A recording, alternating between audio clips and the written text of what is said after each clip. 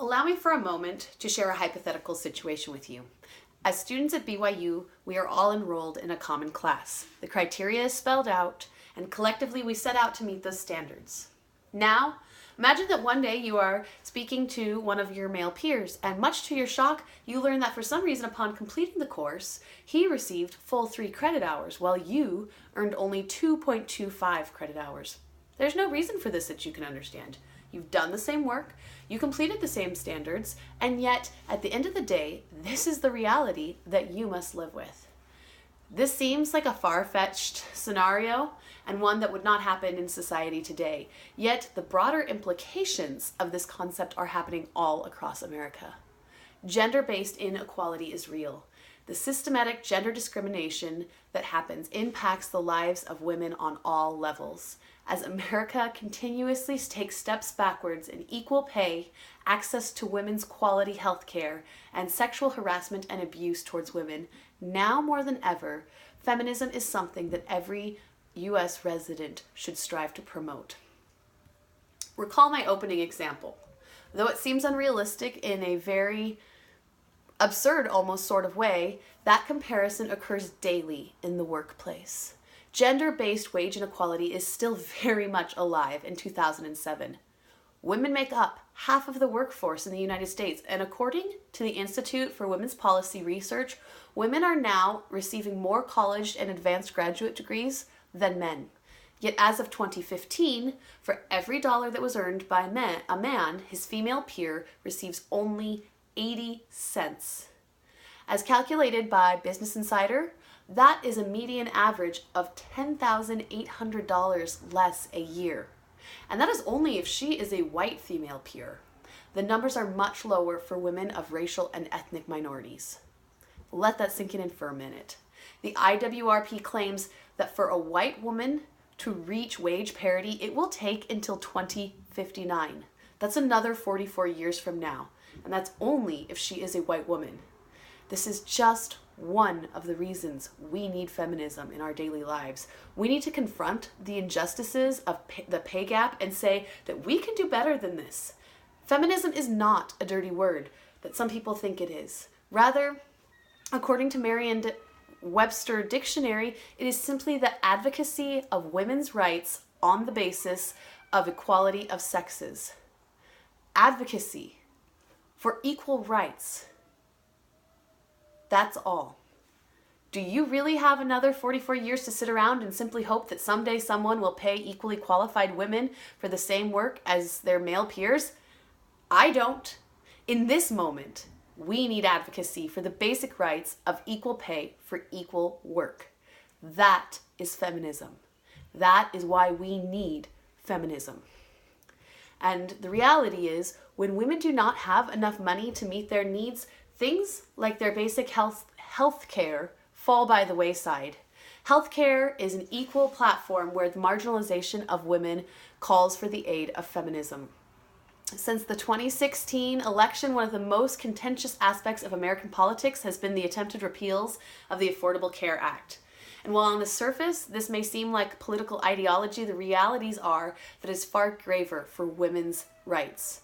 According to the Human Rights Watch organization, the ACA provides critical protections for access to women's health care. And moves to repeal the ACA have frequently centered around mandates that provide women with health care and services without addressing parity for the coverage towards men's health care. Arguments over female-specific treatments show an inherent gendered inequality as Congress debates the elimination of coverage or the drastic rise of premiums for services such as birth control, which treat life-altering diseases beyond pregnancy prevention, cancer screenings, pregnancy prevention, which we did talk about, annual exams, and perhaps most disturbingly, post-sexual assault services and treatments.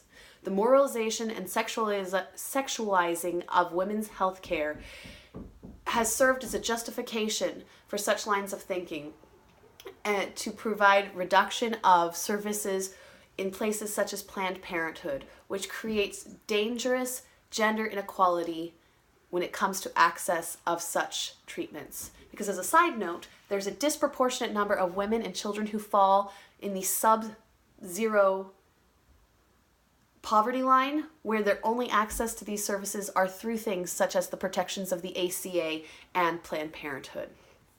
In this realm, we absolutely need women's rights. We need feminism to stop the sexualizing and moralization of basic rights to help ensure that all people have access to quality health care. And that brings me to my last point as we talk about sexualizing, and that centers around feminism's need to reduce the sexualizing of women. The recent and ongoing mass sexual misconduct scandals and abuse that are coming forth from Hollywood and Congress are pulling back a curtain on the ugly realities of sexual harassment in the US. The Me Too movement shows the sheer volume of women who've experienced unwanted sexual attention. The Child Mind Institute reports that by the time they reach their teen years, 99% of girls will have experienced sexual harassment. Please take a moment and think about that. That means that for every group of 10, 13-year-old girls, 9 out of those 10 will have already received unwanted sexual attention. The hypersexualization of women and girls begins in U.S. culture in infancy, and as a result, we have what we are just now beginning to pull the curtains back on. And sadly, for a large swath of society, this has come as a normalized and acceptable behavior. As more victims of sexual harassment come forward sharing their experiences, a harsh light is being shined on a long history of normalization and cultural permissiveness surrounding unwanted sexual attention. This is the society we live in. Consider again those 10-year-old girls. Each of you know girls that age. Now try to imagine having a conversation with those 9 girls of that group of 10 who have been sexually harassed and explain to them why it is acceptable to allow a systemic hypersexualization of them to occur in our nation. This is why we need feminism. We need voices to stand up and say, this is not the narrative we choose for our society. We need advocacy to make meaningful change to sexual misconduct laws and to be a voice of victims who are marginalized and silenced by the established power of society. We need feminism because we can no longer have 99% of all women sexually harassed by the time they are teenagers. 80 cents on the dollar, protection of basic health rights, 9 out of 10 girls. The reality is that we need feminism in society, not just because of the limits in pay gap, the ACA, or sexual harassment. These are just a few in a sea of many, many reasons. And where we stand now as individuals is to decide if we are advocates or impediments. Feminism is not the bra burning of the 1960s. It is not the man-eating of the 1980s. It never has been. Feminism is the advocacy of women's rights on the equality of sexes. Advocacy for equal rights.